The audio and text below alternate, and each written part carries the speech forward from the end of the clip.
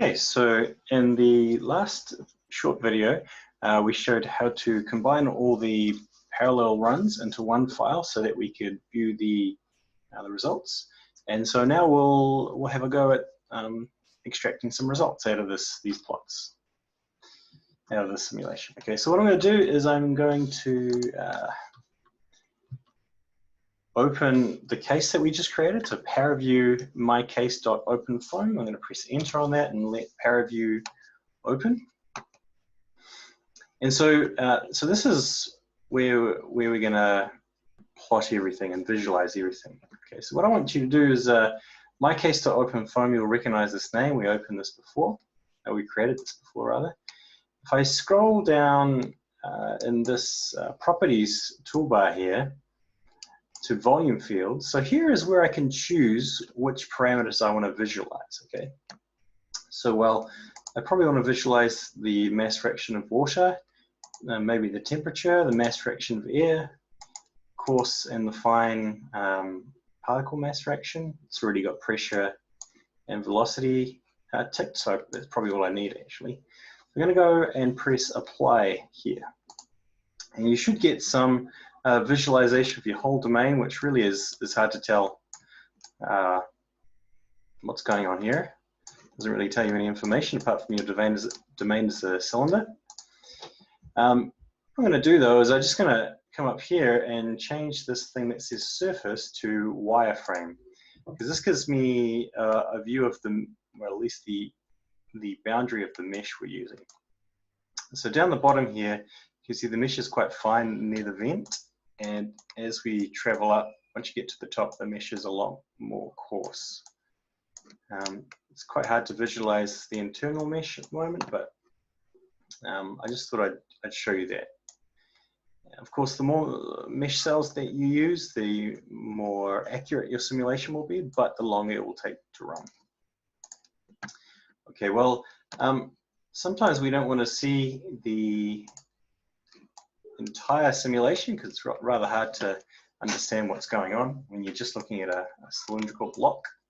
So what I'm going to do is actually just take a slice right down the middle of this cylinder. Okay, so how I do that is I come over here to this toolbar here and I have a slice command. So I'm going to push that button.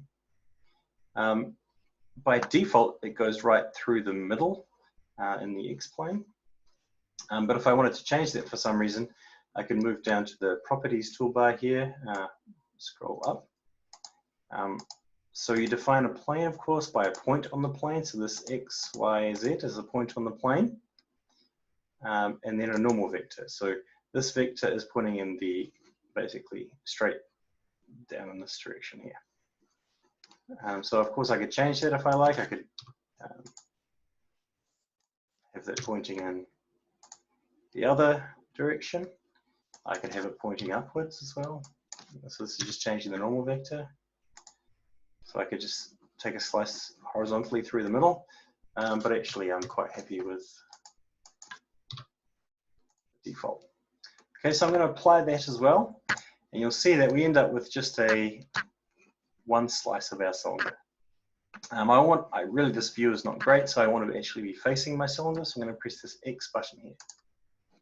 And so now I've got one slice of my cylinder. I'm staring right at it.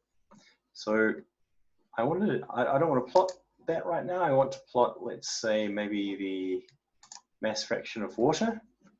At the moment, at time 0, there's no water anywhere in the domain apart from right down at the vent.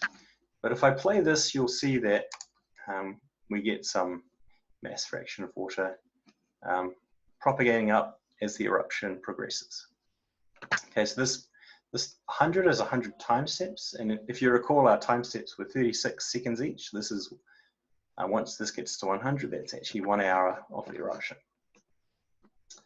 I probably want to view the color map editor because this is quite hard to visualize. Sometimes I like to change the color space. You've got a few options here, red, green, and blue, whatever lab is.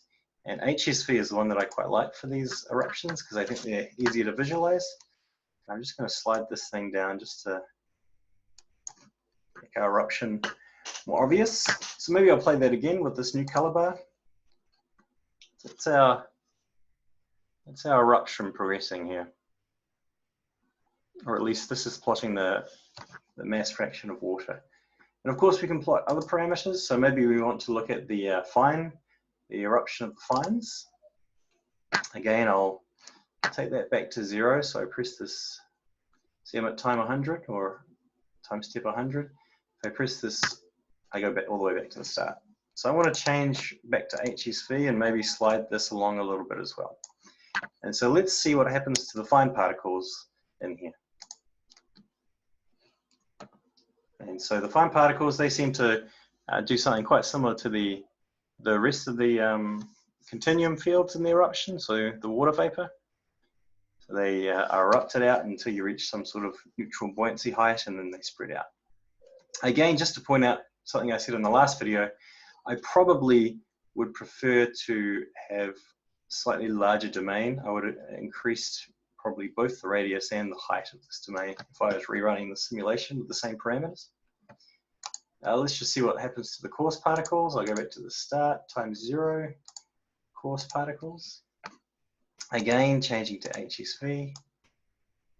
Sliding this down a little bit, and we'll just see what happens to the coarse. So quite a different behavior here. You can see they're initially erupted out, and then they start to slowly settle down to the ground. Okay, so this is quite neat. You can actually see this, the coarse particles behaving very differently to the fine particles. Okay, let's just have a look at the wireframe here. I just have this as a solid color. So this is the mesh along this middle slice. This is the mesh along this middle slice, and you can see that down here at the vent here, you can see the mesh sort of jets out in this V shape. And so this is by design that ASHEE, you're trying to keep the main eruption column within that V there. So that's by design to try and get a more accurate resolution on your eruption column. Okay, so I think we'll leave this one there for now, and when we come back we'll find out how to plot points, the value of parameters at specific points over time.